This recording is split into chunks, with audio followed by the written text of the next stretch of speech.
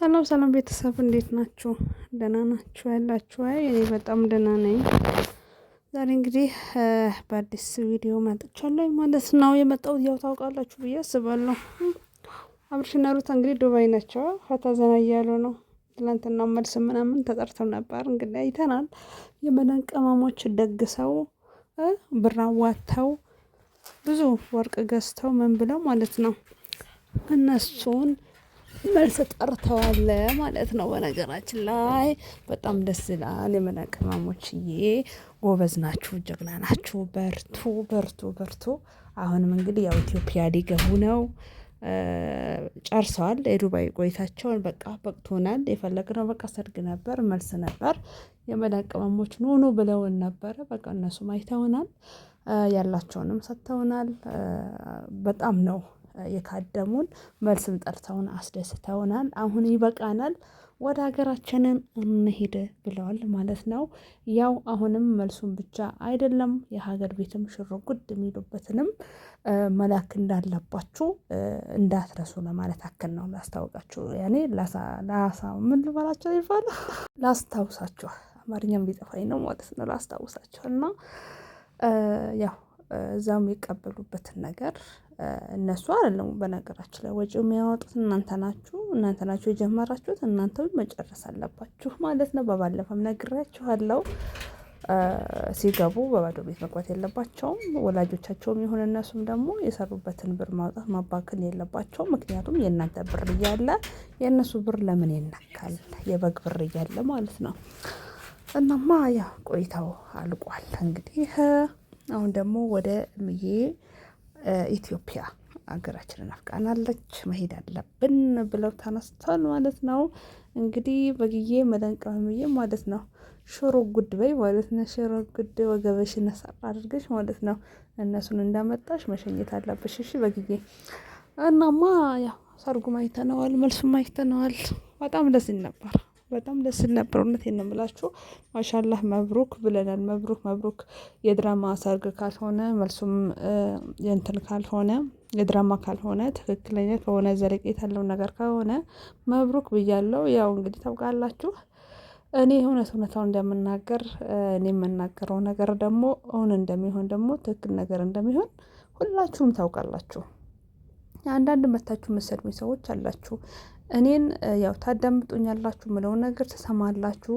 ያው አመል ስለሆነባችሁ ሼም ስለሚይዛችሁ ብቻ እየመጣችሁ ትሳደባላችሁ። ውስጣችሁ እያመነ ማለት ነው። እኔን የምናገረው ነገር ውስጣችሁ በደንብ ያሳምነዋል። እውነቴን ነው የምላችሁ። ያው ስድቡ ደግሞ በቃ ዝም ብሎ አለ አይደለ? በቃ ለእናንተ ለራሳችሁ ሞራን ትሰጣላችሁ ማለት ነው እርስ በራሳችሁ። ስለዚህ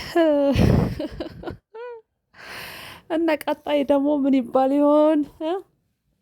መዳም በጎች እንግዲህ ተበላችሁ፣ ብዙ ነገር አደረጋችሁ። አንዳንድም ደግሞ መታችሁ እነሱ የምትወቅሱ ሰዎች አላችሁ። እኔና አሁን እነሱን ሙሽሮችን እየወቀስኳቸው እየተቸሁ ምናምን እኮ አይደለም። እነሱ ምን አጠፉ? ምን አደረጉ?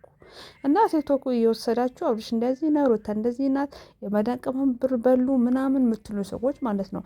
እነሱ መች ስጡን አሉ ጥሩን አላሉም እኮ። እነሱ በጎች ናቸው እንጂ በግድ ካልመጣችሁ እዚህ ካልተጋባችሁ ሰርጋችሁ ዱባይ ካልሆነ ምንም ወጪ የለባችሁም፣ እኛ እንችላለን፣ እኛ አለን ብለው ጠርተው ደግሰው እስከ ዳሯቸው ድረስ እነሱ ስማቸው ለምንድን ነው ይነሳ?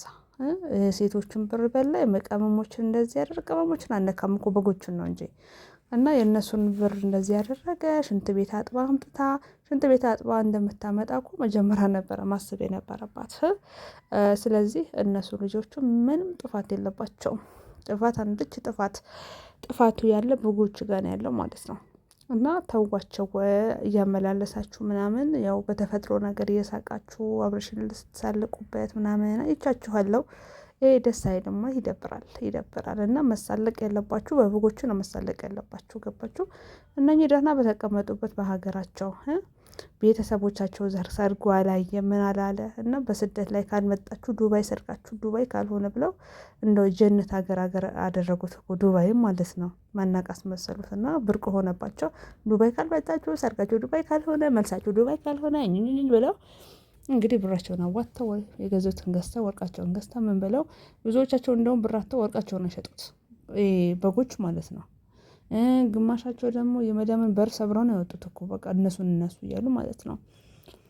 እናማ የራሳቸው ጊዜ ሳይሰጡ እውነቴን ነው የምላችሁ እንደው ፊታቸው የሚታጠብበትም ሳሙና ራሱ እኮ አይገዙም ለራሳቸው አይሆንም እኮ እነዚህ አይነት ሰዎች ማለት ነው። እኔ በደንብ ስለማውቃቸው እኮ ነው። እና ይሄን ያክል ነው። ልብሳቸው እንኳን ሊያጡ በራሳቸው ብር ጠቡ የሚባሉ አሉ። በማሽን እንኳን በረቦቹ ማሽን ሲያጡ ልብሳችሁ በእጃችሁ እጠቡ በማሽን አትጨምሩ።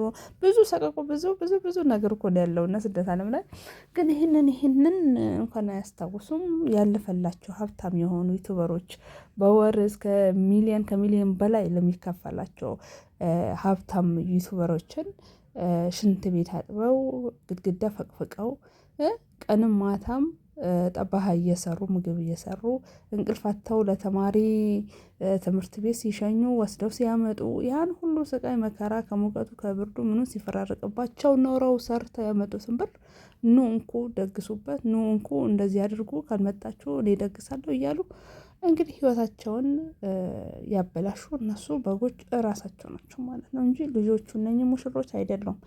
እነሱን ተፋቷቸው። እውነቴን ነው የምላቸው። ስለዚህ አሁን ደግሞ የዱባይ ቆይታ አብቅተዋል።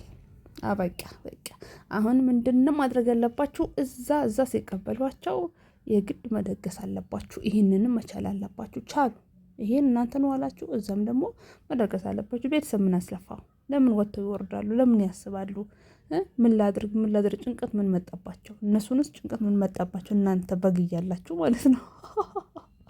እውነቴን ነው የምላቸው። እንደ እነሱ አያቸው አለ ፈታ ዘና ብለው ማለት ነው። በእናንተን ተማምነው በቃ ደስተኛ ሆነው መጡ። እናንተ ግን የራሳችሁ ህይወት ሳትቀይሩ ከዛችኛ ኩሽና ሳትወጡ ከሽንት ቤት አጠባ ሳትወጡ ህይወታችሁን ሳትቀይሩ የቤተሰቦቻችሁን ህይወት ሳትቀይሩ ተረከዛችሁ እንደተሰነጣጠቀ ከንፈራችሁ እንደደረቀ ደህና ምግብ እንኳን ሳትበሉ እግራችሁን ፈታችሁ እንኳን እፎይ ሳትሉ ማለት ነው። ወይ ተይዛችሁ ሀገራችሁ ትገባላችሁ ወይም ደግሞ ተይዛችሁ እስር ቤት ትወረወራላችሁ። ከዛ ደግሞ ትላላችሁ እየ ትናንትና የሰጠሁ ብሩ ምናምን ነገር ለአብርሽ እንደዚህ አውጥቼ ለሩታ እንደዚህ አውጥቼ ያንን ብር ላግኘው ብላችሁ አፋችሁ ተከፍቶ ይሆናል እኮ እናንተ አታፍሩም እኮ ነው አታፍሩም እናንተ አታፍሩም። ስለዚህ ይብላችሁ እሰይ ደግ ነው የምለው እኔ እውነቴን ነው የምላችሁ። ያ መውጣታችሁ እኮ አይቀርም በኋላ እኔ ነበርኩ ይሄን ያደረኩለት እኔ ነበርኩ እንደዚህ ያደረኩ ምናምን እያላችሁ ማለት ነው። ገባችሁ? ስለዚህ አሁን የቆይታውን አበቃ። ቆይታውን አብቅተዋል። እውነት ለመናገር እኔ አንዳንድ ጊዜ በጎች እየሳስታውሳቸው ማለት ነው ዝም ብዬ ክስ ብዬ ነው የምስቀው። እውነቴን ነው የምላችሁ። በቃ አለ በግነታችሁ በጣም እንዲ በአሁኑ ሰዓት እኮ በግ እኮ ፍየል ሆነዋል። እናንተ አትነቁም?